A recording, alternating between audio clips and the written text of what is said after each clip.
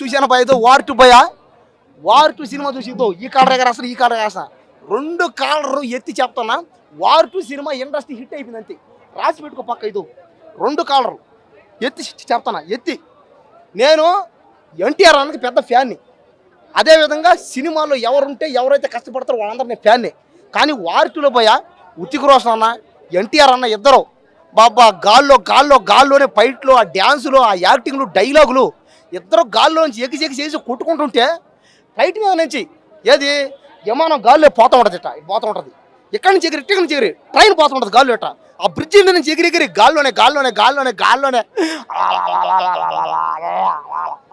భయ్యా చెవులు అయితే పగిలిపోయినాయి భయ థియేటర్ మొత్తం ఏంది భయ అరుపులు ఆ గోల థియేటర్లో అందరూ వాళ్ళు ఏదో గాల్లో ఎగరుతుంటే ఈ ఫ్యాన్స్ కూడా వీళ్ళందరూ కూడా గాల్లో ఎగరడానికి ట్రై చేస్తూ ఉంటే వీళ్ళు గాల్లో ఎగిరి కింద పడే ఓ అని అరుచుకుంటూ ఉంటే అబ్బా సినిమా చూస్తూ ఉంటే భయ్యా ఎలా ఉందంటే సినిమా వార్ టు సినిమా ఎన్ని దేశాల్లో అయితే తీశారో అన్ని దేశాల్లోనూ ఈ సినిమా 1000 కోట్లు పక్క అంతే అంటే ఒక్కొక్క దేశంలో 1000 కోట్లు అనమాట ఎక్కడ ఒక 1000 కోట్లు ఎక్కడ ఒక 1000 కోట్లు ఎక్కడ ఒక 1000 కోట్లు ఎక్కడ ఒక అంటే ఎక్కడెక్కడ మేడం లెక్కల్లో వీక్కిమే అందుకనే దయచేసి లెక్కల్లో వీక్కున్న వాళ్ళు రాకండి ఎక్కడికి నా అక్కడికి తెలుగులో వస్తానా నేను ఇప్పుడు ఏమన్నాను ఏ దేశంలో అయితే ఎన్ని దేశాల్లో అయితే ఈ సినిమా తీశారో అన్ని దేశాల్లో ఏమో చెప్పలేము పుష్ప 2 కూడా క్రాచ్ చేయించాము బాహుబలి రికార్డులు కూడా బ్రేక్ చేయించాము చెప్పలేము ఇప్పటికి ఫస్ట్ షో అయితే అయ్యింది ఇంకొక 2 షోలు ఓపిక పట్టండి ఆగండి చూస్తా మళ్ళీ వచ్చి మాట్లాడతా మీతోనే మాట్లాడతా ఇదే ఛానల్లో వచ్చి మీ ముందు వచ్చి మాట్లాడతా ఇంకా ఉత్తిక్ రోషన్ ఎన్టీఆర్ డామినేట్ చేసాడా అది అంటున్నారు అందరూ ఎందుకంటే ఈ అన్నకి ఉత్తిక్ రోషన్ అన్నకేమో 3 పాటలు ఈ ఎన్టీఆర్ అన్నకేమో 1 పాటే పోయా నాకు ఎంత బాధ వేసిందంటే ఎన్టీఆర్ ఇద్దరు మెయిన్గానే ఉన్నారు కానీ ఉత్తిక్ రోషన్ అన్నకేమో లవర్ ఉంది ఇద్దరు ఉన్నారు లవర్లు ఉన్నాయి రొమాన్స్ ఉన్నాయి ముద్దులు ఉన్నాయి ఎన్టీఆర్ అన్నకి లవర్ లేదు హీరోయిన్ లేదు ఎంత దారుణం అంటే అన్యాయం పోయా దారుణం పోయా అన్నా ఎన్టీఆర్ అన్న నీ దండం పెడతానా ఒక్కసారి నువ్వు లవర్ను కూడా పెట్టుకోవు ఎన్టీఆర్ అన్న దయచేసి నువ్వు చేసే ప్రతి సినిమాలో నీకు లవర్ ఉండాల్సిందే నీకు మెయిన్ క్యారెక్టర్ ఇవ్వాల్సిందే నీకు ఒక 2 పాటలు పెట్టాల్సిందే ఉత్తిక్ రోషన్ మాత్రం 2 పాటలు ఉన్నాయి స్పెషల్గా సపరేట్గా కానీ ఎన్టీఆర్ అన్నకి పాటలు లేవు అది మాత్రం నాకు చాలా బాధేసింది సర్లేండి అయింది కానీ ఫైట్లు మాకు ఉన్నాయి ఇద్దరు అట్ట పోయారు రేపటికల్లా ఈ సినిమా మాత్రం ఒక అన్నట్టు ఏంటంటే ఒక 10,000 కోట్లు పుష్ప రికార్డు కూడా బ్రేక్ చేస్తామని చెప్పలేము వెయిటింగ్ చేద్దాం నేను మళ్ళీ రేపు వచ్చి మీతోనే మాట్లాడతా సరేనా అంతసేపు దయచేసి వారి సినిమా చూడండి చూస్తానే ఉండండి అంతే పోనీ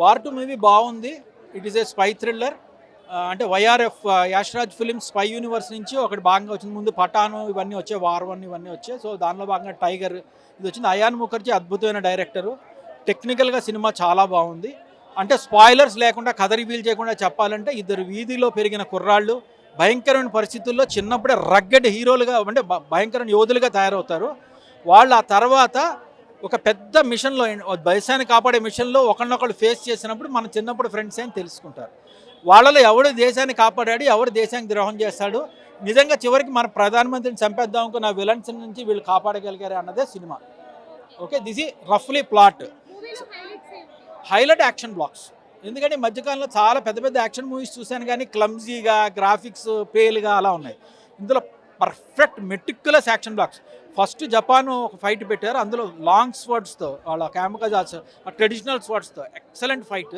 తర్వాత ఫ్లైట్ మీద ఒక ఫైట్ పెట్టారు అంటే ఎగిరిపోకుండా మ్యాగ్నెట్స్ వేసుకుని ఒక ఫైట్ అది కూడా చాలా బాగుంది తర్వాత జూనియర్ ఎన్టీఆర్ సొమాలియన్ పైరేట్స్తో షిప్ మీద చేసే ఫైట్ ఉంది అది కూడా చాలా బాగా తీశారు సో ప్రతి 6 action blocks with each equal డిస్టెన్స్లో ఫెంటాస్టిక్గా ప్లాన్ చేశారు even climax hand to hand combat fight ఉంటుంది అంటే ఉత్తిక్ రోషన్ 6 అడుగులు 2 అడుగులు అప్పుడు ఆయన మన జూనియర్ ఎన్టీఆర్గా 5, 7, 5 ఈయన వీళ్ళిద్దరికి హ్యాండ్ టు హ్యాండ్ కంబాట్ అంటే తేలిపోతుందేమో అనుకున్నాను కానీ చాలా బాగా తీశారు సో యాక్షన్ పెట్టు అంటే మెయిన్ యాక్చువల్గా ప్లెయిన్ వెనిల్లా హీరో క్యారెక్టర్ అంటే హృతిక్ రోషన్ అయినా కూడా ఎన్టీఆర్ హైలైట్ అవుతాడు ఎందుకంటే మల్టిపుల్ షేడ్స్ ఉన్న క్యారెక్టర్ ఒకసారి విలన్ అనిపిస్తాడు, ఒకసారి బాబు ఇదేంటి ఇంత దేశద్రోహ క్యారెక్టర్ ఈయన ఎందుకు ఒప్పుకున్నాడు అనిపిస్తాడు, తర్వాత చూస్తే ఈయన అయ్యో ఈయనే అసలు దేశాన్ని కాపాడుతాడా అనిపిస్తుంది. సో ఎన్టీఆర్ క్యారెక్టర్ ఏంటి అన్నది అర్థం కాకుండా తమాషాగా తీశారు కాబట్టి ఒక కాంప్లెక్స్ క్యారెక్టర్ కాబట్టి, అంటే యాక్షన్కి ఎక్కువ స్కోప్ ఉన్న క్యారెక్టర్ కాబట్టి ఆయన హైలైట్ అయ్యాడు. మూవీలో highlights first action sequences. BGM బాగుంది. అంటే బీజిఎం ఎలాగంటే ఊరికే అంటే హెవీగా కొట్టేయకుండా కంప్లీట్ పాజ్ ఇచ్చి స్లోగా ఎలివేట్ చేసుకుంటూ తర్వాత బీట్ పెంచుకుంటూ అలా ఎలివేట్ చేశారు ప్రతి సీన్ని కూడా. So BGM is perfectly elevate చేసింది సినిమాని. మూవీ అనేది ఎక్కడ లాగలేదు. అంటే ఈ మధ్యగా నేను చూసిన సినిమాల్లో ఏదో first half week second half week అనిపించింది. ఇందులో first half second half perfect కథ రాసుకున్నారు. యాక్షన్ బాక్స్ కరెక్ట్గా క్రియేట్ చేసుకున్నారు. ఎందుకంటే స్పై థ్రిల్లర్ కాబట్టి మంచి డీసెంట్ స్టోరీ రాసుకున్నారు. మల్టిపుల్ ట్విస్టులు కూడా పెట్టారు. అంటే మనం గెస్ట్ చేయని ట్విస్టులు పెట్టారు.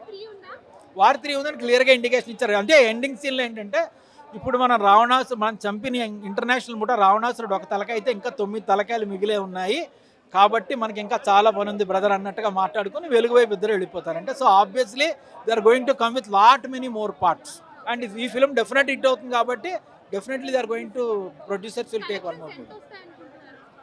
Collections will be definitely Hrithik Roshan War 1 కన్నా ఎక్కువ వస్తాయి. జూనియర్ ఎన్టీఆర్ దేవరా రేంజ్లో రావచ్చు. దేవరా ఆ రేంజ్లో రావచ్చు. ఈ మూవీకి 400 అంటే బ్రహ్మాస్త్రాన్ని క్రాస్ చేస్తుంది. అయాన్ ముఖర్జీ పాత మూవీని క్రాస్ చేస్తుంది ఈ మూవీ. 3 to 3.5 కొంచెం యావరేజ్ టు అబౌవ్ యావరేజ్ అనిపించింది అన్న. సో మెయిన్గా ఇదేంటంటే వాళ్ళు కంప్లీట్గా యాక్షన్ బాక్స్ మీద డిపెండ్ అయ్యి వెళ్ళిపోయారనిపించింది కానీ ఎక్కడ ఒక మంచి ఎమోషన్ పెడదాం అనేది కనిపించలేదు. కాకపోతే వాళ్ళ వైఆర్ఎఫ్ మూవీస్ ప్రీవియస్ మూవీస్ చూసుకుంటే వాటికంటే బెటర్ స్టోరీ కానీ ఎందుకో సెకండ్ హాఫ్ కొంచెం డ్రాగ్ చేశారు అనిపించిన ఫీలింగ్ అయితే వచ్చింది. అండ్ యాక్షన్ బాక్స్ కూడా చాలా లెంతీగా అనిపించాం. తనకి ఏదైతే సైతాన్ అని ఒక బ్యాక్గ్రౌండ్ స్కోర్ కొట్టారో అది నెక్స్ట్ లెవెల్ ఉంది. తన ఇంట్రోకి అయినా లేదంటే క్లైమాక్స్ అయినా సార్ నెక్స్ట్ లెవెల్ అనిపించింది. కాకపోతే ఇక్కడ అంతా రిపీటెడ్గా అదే రిపీట్ అవుతుంది అనిపించింది. అక్కడ కొత్తగా గుర్తుపెట్టుకున్నంత ఇదైతే ఎక్కడ లేదు. యాక్షన్ బ్లాక్స్ అండ్ క్లైమాక్స్ లో వచ్చే కొంచెం ఎమోషన్ అది నెక్స్ట్ లెవెల్ అనిపించింది. యాక్షన్ బ్లాక్స్ అన్ని కొంచెం లాగ్ అనిపించింది. లాగ్ అని కాదు కానీ డ్రాగ్ చేశారు. ఒక పెద్ద మేబీ లెంత్ కోసం ఏమో కానీ లాగ్ చేసిన ఫీలింగ్ వచ్చింది. అండ్ ఉన్న యాక్షన్ బ్లాక్స్ కూడా అన్ని రొటీన్ లాగా అనిపించాయి. ఆల్రెడీ ఇంతకుముందు ఎక్కడ మనం చూసిన ఫీలింగ్ వచ్చింది తప్ప ఎక్కడ ఒక ఇన్నోవేటివ్ కానీ కొత్తగా కానీ ఎక్కడ అనిపించలేదు.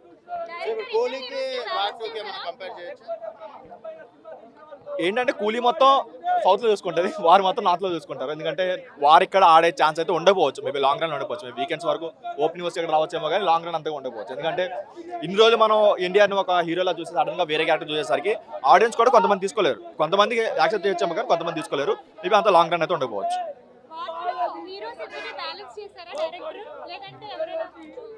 చాలా వరకు ఎన్టీఆర్ అయితే డామినేట్ చేస్తాడు అనిపించింది. సెకండ్ హాఫ్ లో ఏవైతే సీన్స్ వాళ్ళకి పడ్డాయో కంప్లీట్ డామినేట్ చేశాడు. ఎందుకంటే ఆ డామినేషన్ కాదు కానీ హృతిక్ రోషన్ ఎందుకో తగ్గించారనిపించింది. ఎన్టీఆర్ కోసం ఏమో తెలియదు కానీ చాలా తగ్గించారనిపించింది. దానివల్ల కంప్లీట్ డామినేట్ చేసిన ఫీలింగ్ అయితే వచ్చింది.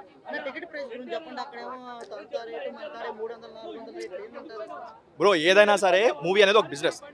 ఆ బిజినెస్ ఏంటంటే వాళ్ళ ప్రొడక్ట్ వాళ్ళకి నచ్చిన రేట్ వాళ్ళు పెట్టుకుంటారు. వాళ్ళు ఎంతనే పెట్టుకోవచ్చు. 100 రూపాయలు కాబట్టి 1000 రూపాయలు పెట్టుకోవచ్చు. కాకపోతే ఆడియన్స్ అనే వాళ్ళు చూడాలా లేదనేది వాళ్ళ చేతిలో ఉంటుంది. వాళ్ళు నచ్చితే చూస్తారు, నచ్చపోతే లేదు. కానీ ఇక్కడ ఏంటంటే మీరు ఎంతనే పెట్టుకోండి, మీ ప్రొడక్ట్ మీరు ఎంతనే పెట్టుకోండి. కాకపోతే ఏంటంటే స్టేజ్ ఎక్కిపోయి ఓటీటీ వల్ల జనాలు థియేటర్ రావట్లేదు, టికెట్ ప్రైస్ వల్ల థియేటర్ రావట్లేదు, లేదంటే ఫ్యాన్స్ కోసం మేము సినిమా తీసామన్న ఒక సెల్ఫ్ డబ్బా అయితే కొట్టుకోవద్దు.